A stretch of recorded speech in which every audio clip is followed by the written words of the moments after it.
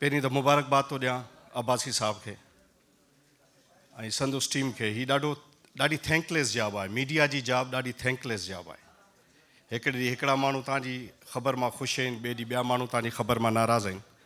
तंहिंजे करे 11 साल हिन कम खे, जिते तव्हांजी सॼी एडवर्टाइज़मेंट पॉलिटिसाइज़ड हुजे ऐं आउं 30-40 सालनि खां लिखां थो अख़बारुनि में, असां PIT इस्लामाबाद में अहिड़ियूं बि अख़बारूं ॾिठियूं, कराची में बि हूंदियूं, जेके छपबियूं उन ॾींहुं हुयूं जंहिं ॾींहुं इश्तिहार रिलीज़ थींदो मिनिस्ट्रियुनि जो। सो अहिड़े ॾुखे वक़्त में, अहिड़ी ॾुखी सूरत हाल में अख़बार हलाइणु, वरी चैनल हलाइणु ॾुखियो कमु आहे। उन लाइ मुबारकबाद थो ॾियां साईं खे। ही जेके सॼो वेब कल्चर आयो आहे, तमामु ब्रीफली इन ते इलाही गुफ़्तगू थींदी आहे साईं। ही जेको वेब कल्चर आहे इन ते इलाही गुफ़्तगू थींदी आहे। चैनल नंढा आहिनि, वॾा आहिनि, कीअं आहिनि, छा आहिनि। ऐं ख़ासि तौर ते नौजवाननि खे ॿुधाईंदो हलां त जेका कंटेम्पररी पॉलिटिकल जेका दुनिया आहे, कंटेम्पररी जेका वर्ल्ड आहे, उन में जेको सनती इनक़लाब आहे यूरोप जो, इंडस्ट्रियल रेवोल्यूशन, उन खां पोइ जंहिं तब्दीली ते कंसेंसस आहे सॼी दुनिया में, उहो डिजिटलाइज़ेशन आहे। माण्हू चवनि था त इंडस्ट्रियल रेवोल्यूशन छाकाणि त मैकेनिकल हो, इंजन पे ठहिया, फैक्ट्रीज़ पे ठहियूं, फिज़िकल लेबर उन में इन्वॉल्व हुई, त उहो हिकिड़ो तमामु वॾो रेवोल्यूशन हो कंटेम्पररी। उन खां पहिरीं वॾा रेवोल्यूशन हुआ, साइंटिफिक रेवोल्यूशन हो, रेनेसां हुई, तमामु घणा रेवोल्यूशन्स आहिनि जे सॼी दुनिया में हिकिड़ी पैराडाइम शिफ्ट आंदी माण्हुनि में। हाणे चवनि था त डिजिटलाइज़ेशन हिकिड़ो वॾो इनक़लाब आहे।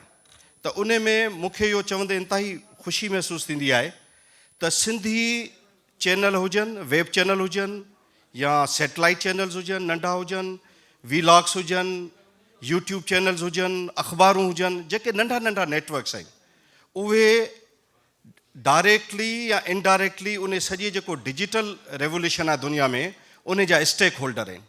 तंहिंजे करे आउं इलाही हैदराबाद में बि दोस्त इन क़िस्म जा चैनल हलाईंदा आहिनि। ऐं उन्हनि खे चवंदो आहियां त जीअं स्टॉक एक्सचेंज में तव्हां वञो था न, स्टॉक एक्सचेंज में आरिफ हबीब वेठो आहे, अकील करीम डेडी वेठो आहे, पर तव्हां ॾिसंदो त हिकिड़ो को नंढो स्टेक होल्डर वेठो आहे जेको वठे ई लख, 2 लख, 3 लख जा शेयर थो। त इन जो मतिलबु इहो न आहे त अकील करीम डेडी ज़रूरु उन जा शेयर्स वॾा आहिनि, पर हू बि स्टेक होल्डर आहे। तंहिंजे करे सिंधी चैनल या उर्दू चैनल या जेके बि ॿियनि ॿोलियुनि जा हिन क़िस्म जा नेटवर्क्स आहिनि, त उन में ही सभु स्टेक होल्डर आहिनि।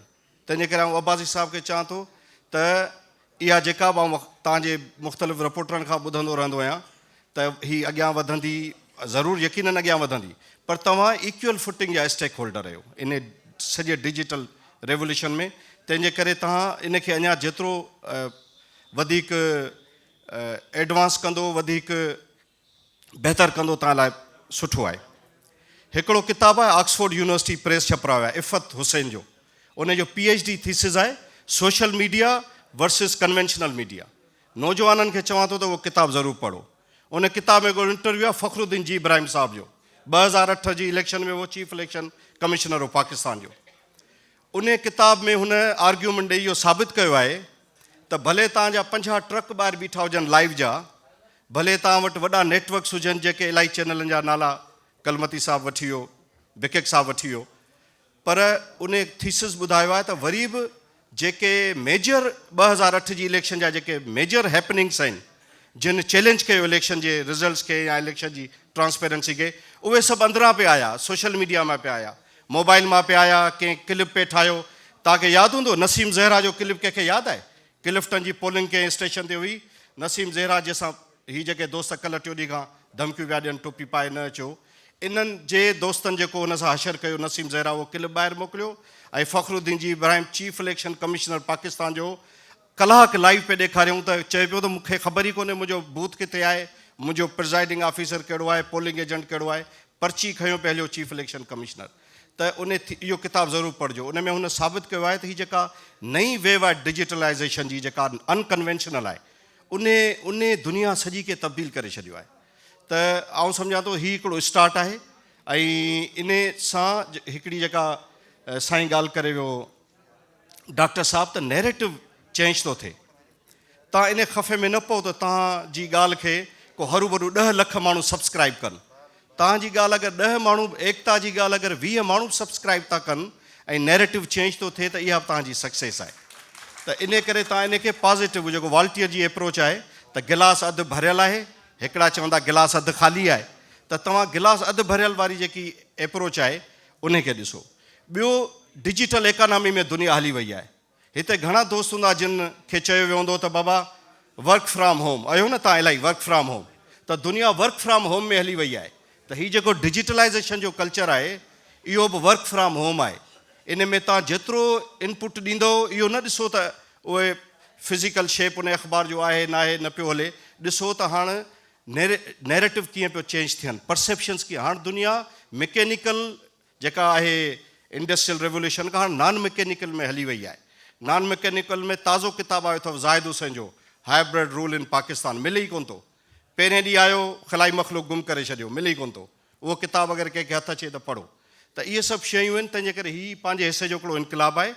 ऐं आख़िर में मूं वटि ॻाल्हियूं इलाही हुयूं, आख़िर में रुॻो अब्बासी साहिब जे हवाले सां ॿ टे ॻाल्हियूं कंदुसि। मुंहिंजो बि साईं सां तमामु घणी न्याज़मंदी आहे। हिकिड़ो त मूं 30-40 सालनि खां हुन सां जेके दोस्त ॾिठा आहिनि, साथी ॾिठा आहिनि, उहे हुन सां गॾु अञा ताईं सहकारी आहिनि। जंहिंजो मतिलबु इहो आहे त हीउ हिकिड़ो इंतिहाई ज़िमेदार, इंतिहाई सुवाले ऐं हिकिड़ो दोस्त शनास माण्हू आहे। उहा टीम आउं मुस्तक़िल हुन सां गॾु ॾिसां थो। ॿियो, मल्टी टास्किंग अथसि, हिन कम में हथु, हुन कम में हथु, हुन कम में हथु। हाणे दुनिया जी रिसर्च इहा थी चवे त जेके ज़हन मोनोलॉग आहिनि, हिकिड़ी ई वेव में था हलनि, उहे थोरा क्रिएटिव घटि आहिनि। जेके माण्हू घणा मल्टी टास्किंग आहिनि, स्कीम बि हलाइणी आहे, टीवी बि हलाइणी आहे, बहरिया ते मूवमेंट बि हलाइणी आहे, इहे सभु मामला आहिनि। त हीउ मल्टी टास्किंग आहे, इन करे हिकिड़ो क्रिएटिव माण्हू आहे। ऐं आउं हुनखे मुबारकबाद थो ॾियां, सॼी टीम खे मुबारकबाद थो ॾियां।